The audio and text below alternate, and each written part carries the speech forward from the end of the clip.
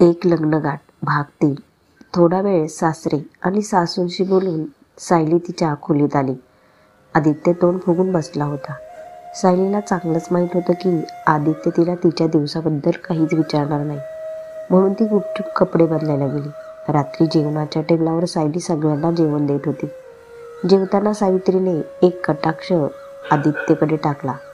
तिला माहीत होते की सायलीबद्दल आदित्यशी काहीही बोलणे व्यर्थ आहे, म्हणून ती अक्षयला म्हणाली, अक्षय, पुढच्या आठवड्यात सायलीच्या घरी तिच्या बहिणीचं लग्न आहे. आदित्यचंही लक्ष त्याच्या आईच्या बोलण्याकडे गेलं. हो आई, मग मग तुझ्या वडिलांना आणि मला उद्या दिल्लीला जायचे आहे. आम्ही 2-3 दिवसांनी परत येऊ. त्यामुळे सायलीला तिच्या लग्नासाठी जे काही शॉपिंग करायचे आहे ते तू उद्या करून दे. तिच्या बहिणीसाठी ज्या काही वस्तू विकत घ्यायच्या आहेत त्या तिच्या आवडीनुसार घेऊन दे. ती माझी सून आहे, कोणतीही कमतरता नसावी. आदित्यचा चमचा तोंडाजवळ येऊन तिथेच थांबला. हो, का नाही आई, मला तुझे एक क्रेडिट कार्ड दे, मग मी सायलीला संपूर्ण मुंबई विकत घेऊन देईल. असे म्हणत त्याने सायलीकडे पाहत डोळा मारला, जे आदित्यशिवाय कोणीही पाहिले नव्हते. त्याला पाहून सायलीही हसली. ही गोष्ट तर आदित्यला बाणाप्रमाणे छातीत टोचली. जेवण देत असताना सायलीची नजर आदित्यच्या हातावर गेली, ज्यावर ताजी जळल्याची खून होती. ती सर्वांसमोर काहीच बोलली नाही. खोलीत शिरताच सायलीने आदित्यचा हात ओढला. हे काय झालंय, जरा दाखवा तर. तुझा काय संबंध? पुन्हा एकदा नेहमीप्रमाणे आदित्यने तिला झिडकारले. हो, आहे माझा संबंध. शांतपणे हात दाखवा. प्रत्येक वेळी घाबरणारी सायली अचानक झाशीची राणी झाली. सायलीने धावत जाऊन बाथरूममधून टूथपेस्ट उचलली. अरे, आता याची काय करणार? भाजल्यावर लावाल तर बरे होईल. आमच्या इथे गावात हे लावल्यावर सगळे एकदम बरे होतात. आदित्यने टूथपेस्ट उडविण्यावर टाकली आणि म्हणाला, तुझी ही डॉक्टरी खेडे गावातच दाखव, मला त्याची गरज नाही. सायलीने काहीतरी विचार केला आणि मग धावत जाऊन ड्रॉवरमध्ये ठेवलेला फर्स्ट एड बॉक्स उचलला. ठीक आहे, मला सांगा, यापैकी कोणती ट्यूब वापरली जाते? बॉक्समध्ये 3-4 ट्यूब पडलेल्या पाहून सायली म्हणाली, माझा हात सोड, मला त्याची गरज नाही. आदित्य अजूनही तोंड फुगून म्हणाला, गरज कशी नाही? तुम्ही मला सांगता की मी हे सर्व ट्यूब एकत्र लावू? असे म्हणत सायलीने हातातल्या सगळ्या ट्यूब एक एक करून हातावर काढायला लागली. हे तू काय करत आहेस? जी ट्यूब जलन कमी करणारी असेल ती तिचं काम करेल. सायली तिचा आईन्स्टाईन बिंदू वापरत म्हणाली. अरे मंदबुद्धी, माझा हात सोड, मी स्वतः लावी. आदित्यने बर्नॉल बाहेर काढले आणि हलकेच चोळले. तुम्हाला कसे भाजले? सायली डोळे मिचकावत परत म्हणाले, आणखी एकदा विचारशील तर मी तुला खोलीतून बाहेर काढेन. आदित्य भुवया उंचावत तिला सांगतो. सायली उठली आणि घाबरून पळून गेली. आदित्यच्या चेहऱ्यावर आश्चर्याचे भाव होते. ही तर खरंच निघून गेली. मला वाटलं ती अजून थोडा आग्रह करेल. आदित्य पुन्हा त्याच्या हाताकडे पाहू लागला. अक्षयला दुखापत झाली असती तर ही त्याच्या अवतीभोवती फिरत राहिली असती. चल, मी तुला औषध लावते, तुला मलमपट्टी करून देते, आणि एवढीच काळजी माझी आहे. दुसऱ्या दिवशी सकाळी, ऐक सायली, संध्याकाळी तयार राहा, मी कॉलेजमधून परत येताच तुला शॉपिंगला घेऊन जाईन. अक्षय आदित्यच्या खोलीच्या दाराला लटकत म्हणाला. हो ठीक आहे, मी तुझी वाट बघेन, बाय. आदित्य पण ऑफिसला निघाला होता. काहीतरी विचार केला आणि मग सायलीशी बोलला. ऐक. हो बोला ते, मी असे म्हणत होतो. आदित्यने वरती पंख्याकडे पाहू लागला. काय?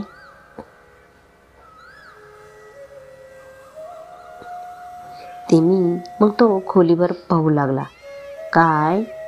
सायलीने कायला ताणून बोलले. ते हे की तो सायलीशी नजर मिळवत नव्हता. काय? काही बोला तर. तुझे काय काय करत आहे ते बंद करशील तर मी बोलेल ना. तो पुन्हा चिडला. सायलीने तोंडावर बोट ठेवले. ते मी म्हणत होतो, बाय. असे म्हणताच तो वाऱ्याच्या वेगाने दायराबाहेर गेला. लग्नानंतरचा हा त्याचा पहिला बाय होता, जो सायलीला आय लव्ह यू पेक्षा कमी नव्हता. याच्या आधी तिचा नवरा रोज तोंड फुगून बॅग घेऊन खोली सोडायचा. सायलीच्या मनात मोर नाचला.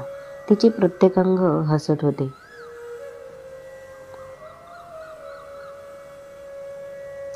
खरं तर आदित्यला सायलीला सांगायचं होतं की तो तिला शॉपिंगसाठी घेऊन जाईल, पण त्याचा अहंकार आड येत होता.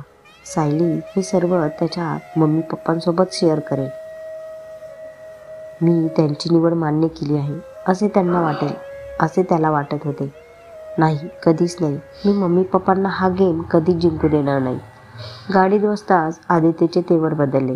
आणि तसेही मॅडमचा प्रिय अक्षय आहे ना, तिला सोबत घेऊन जायला. आज ऑफिसमध्ये आदित्यच्या नवीन फूड प्रॉडक्टचे प्रेझेंटेशन होते. तो कॉन्फरन्स हॉलमध्ये बसला होता, पण त्याचं सगळं लक्ष घड्याळावर होतं. कॉन्फरन्समध्ये मन लागत नव्हते. घड्याळात 2:30 वाजले आणि आदित्य उठला. आय एम सॉरी गाईज, मला अजून काही महत्त्वाचं काम पूर्ण करायचं आहे. तुम्ही सगळे कंटिन्यू करा, असे बोलून तो ऑफिसमधून निघून गेला. गाडीत बसताच त्याने पुन्हा घड्याळाकडे पाहिले. अक्षय 3 वाजता घरी येईल, त्याआधी मला पोहोचायचे आहे. घरी पोहोचल्यावर पूर्ण शांतता होती. नोकरांशिवाय कुणीही दिसत नव्हते. सायली का दिसत नाही? अक्षय माझ्या आधी आला होता का? सायली त्याच्यासोबत गेली तर नाही? त्याने नोकरांना विचारले आणि त्यांनी सांगितले की छोटी मॅडम आजीच्या खोलीत आहे आणि अक्षय अजून घरी आला नाही. आदित्यला खूप हायसे वाटले. तो पटकन आजीच्या खोलीत पोहोचला. सायली तिला औषध खाऊ घालत होती. समोर जेवणाचं ताट रिकामं होतं. आदित्यने धावत जाऊन आजीच्या पायाला स्पर्श केला आणि तिच्या गळ्यात पडला. त्याचं लक्ष अजूनही घड्याळावर होतं.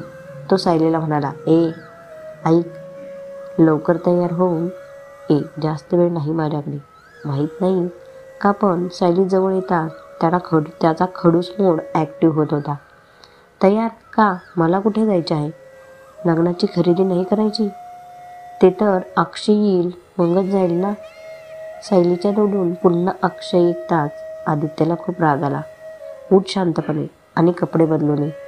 आजी पण बोलली, तू का जात नाहीस? गुड्डू इतक्या प्रेमाने सांगतोय. प्रेमाने?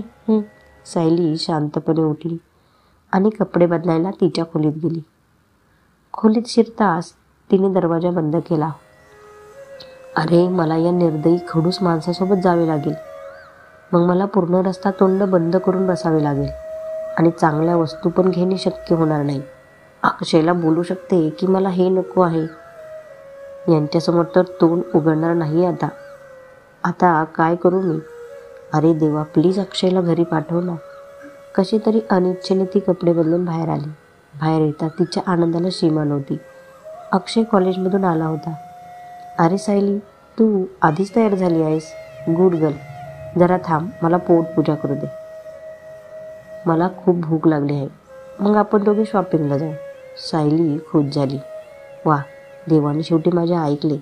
तिने पटकन अक्षयला खायला द्यायला सुरुवात केली. तेवढ्यात आदित्य हॉलमध्ये आला. ओ हो, तर नवाबजादे कॉलेज तोडून आले? आदित्यने त्याच्याकडे न बघता त्याची खिल्ली उडवली. हो आलो. बाय द वे भाई, आज तू एवढ्या लवकर कसा आलास? काही काम होतं? मग सायलीकडे वळत तो म्हणाला, चल गाडीत बस, जाऊया. सायली चमचा सोडून बाहेर जाऊ लागली. अरे, तू कुठे चाललीस? शॉपिंग करायची नाही? सायली काही न बोलता जोरात मान मध्ये हलू लागली. ती माझ्यासोबत येत आहे. आदित्यचा भारी आवाज हॉलमध्ये घुमला. अरे, हिला तिच्या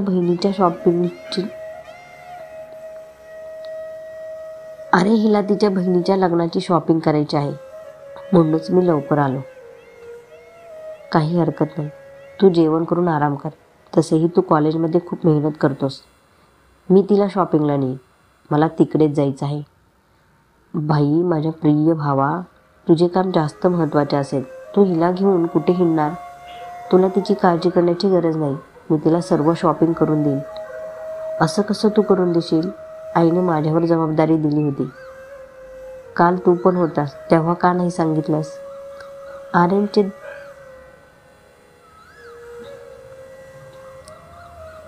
आदित्यचे दात रागाने वाजत होते. तो अक्षयच्या चेहऱ्यासमोर बोट दाखवत म्हणाला, मी म्हणालो ना मी जातोय, तर मग मीच जाणार. तू कोण आहेस ठरवायला? सायलीला विचारते कोणासोबत जाणार. बिचारी सायली डोक्यांना बांधताना बघून घाबरून दरवाजाजवळ उभी होती. दोघेही वळून सायलीच्या समोर उभे राहिले. बोल सायली, भाईला सांग तू माझ्यासोबत येणार आहेस. अक्षय सायलीला डोळे मिचकावत म्हणाला. हो, या अक्षयला स्पष्ट कर, तू माझ्यासोबत चालली आहेस. आदित्यच्या डोळ्यातून आग निघत होती. सायलीला पळून जाऊन अक्षयच्या मागे लपायचं होतं. तिला फक्त अक्षयच्या सोबत जायचे होते. वातावरण अगदी सीतास्वयंवराच्या धनुर्भंग एपिसोडसारखे झाले होते. जणू सायलीने शिवजींचे धनुष्य तोडले होते आणि अक्षय लक्ष्मणाप्रमाणे त्यांचे रक्षण करण्यात व्यस्त होता. आणि या क्षणी तिला पतीमध्ये परशुराम दिसत होता. सायलीने नकार दिल्यास तो सायली आणि अक्षय या दोघांचाही कुऱ्हाडीने चिरछेद करू शकतो. सायलीची प्रकृती खराब झाली होती. मन एक सांगत होतं तर डोकं काही सांगत होतं. खूप विचार करून ती हळूच पुढे सरकली आणि आदित्यजवळ उभी राहिली. जत जाऊया, नाहीतर इथेच रात्र होईल. हिटलरने दुसरे महायुद्ध जिंकल्यासारखे अक्षयकडे विजयी स्मितहास्य करून आदित्यने पाहिले. जर्मनीने फ्रान्सवर विजय मिळवला असावा. तो केसांतून हात फिरवत सायलीच्या मागे गेला. आदित्य बाहेर जाताच अक्षय जोरजोरात हसायला लागला. तो आनंदाने जेवण करू लागला. त्याने पटकन सावित्रीला फोन केला. मॉम, तू आज इथे असायला हवी होतीस. तू खूप मजेशीर कार्यक्रम गमावला आहेस. इतकं काही घडणार हे मला आधी माहीत असतं तर मी ते फोनमध्ये रेकॉर्ड केलं असतं. मॉम, खूप मज्जा आली, शपथ. सावित्रीने विचारल्यावर अक्षय एक एक करून सांगू लागला. त्याचे बोलणे ऐकून सावित्रीलाही हसू आवडले नाही. इकडे आदित्य सायलीसोबत बाहेर येतो. दोघे गाडीत बसतात. सायली पाठीचा कणा सरळ करून बसली होती आणि तिने तिच्या तोंडावर अदृश्य टेप चिटकवली होती. ती मनातल्या मनात बडबडत होती. सायली, गप्प बस आणि काही बोलू नकोस, नाहीतर तू काहीतरी चुकीचं बोलशील आणि यांचा अपमान होईल. मग ते तुला कुठेही घेऊन जाणार नाहीत. ती सरळ बसून गाडीच्या खिडकीतून बाहेर बघत होती. सीट बेल्ट बांध. सायलीने आदित्यचा आवाज ऐकताच इकडे तिकडे पाहू लागली. आदित्य मनातल्या मनात हसला. बेल्ट बांधण्यासाठी त्याने हात पुढे केला. तेवढ्याच सायलीने पट्टा सॉकेटमध्ये अडकवला.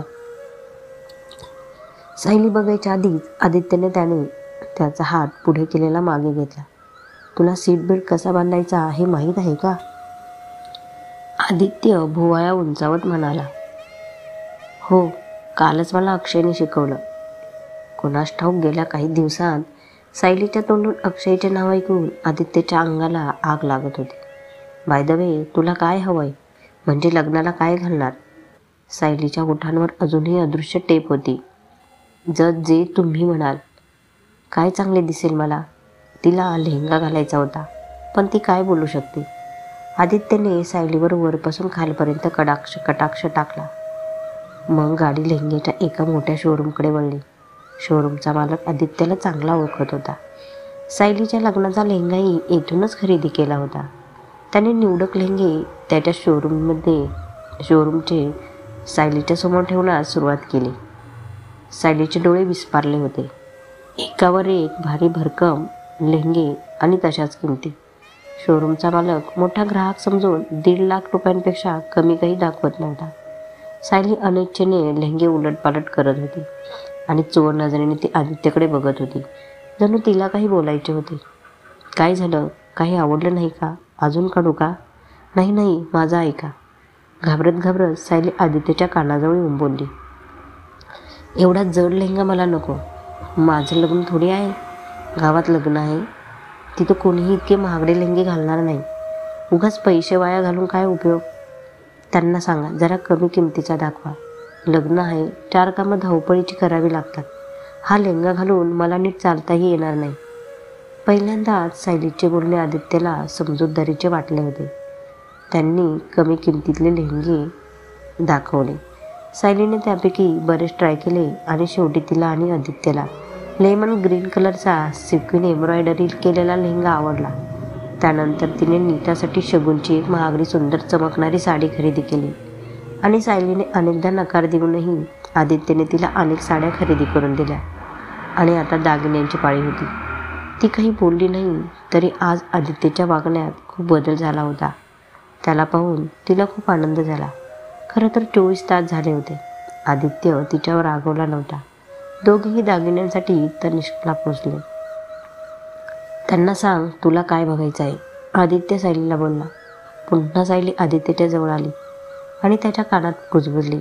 मला सांगा, काका काकूंनी तुम्हाला भेट काय दिली होती? चैन आणि अंगठी दोन्ही होते का नुसती अंगठी होती? आदित्यला काही समजत नव्हते. त्याला त्याच्या लग्नातील एकही विधी स्पष्ट आठवत नव्हता. काय दारोदार, काय फेरे, काय बोट चोरी, त्याला काहीच आठवत नव्हते. लग्नात यंत्राप्रमाणे त्याच्या आई वडिलांनी सांगितल्याप्रमाणे त्याने केले. मला आठवत नाही, आदित्य मान झुकवून म्हणाला. माझ्या आईला फोन करून द्या, ती सांगेल. अरे तू असंच घे ना जे हवं आहे ते. असं कसं घेऊ शकते? त्यांनी आपल्याला जितकं दिले तितकंच परत देणार ना. आदित्य तिच्याकडे आश्चर्याने बघत होता. दिसायला तर विधवर आहे, पण मेंदू बघा कसा चालतो हिचा. या सर्व बाबतींमध्ये किती चंड आहे. बरं, त्याने तिच्या वडिलांना गावाकडे फोन लावून दिला.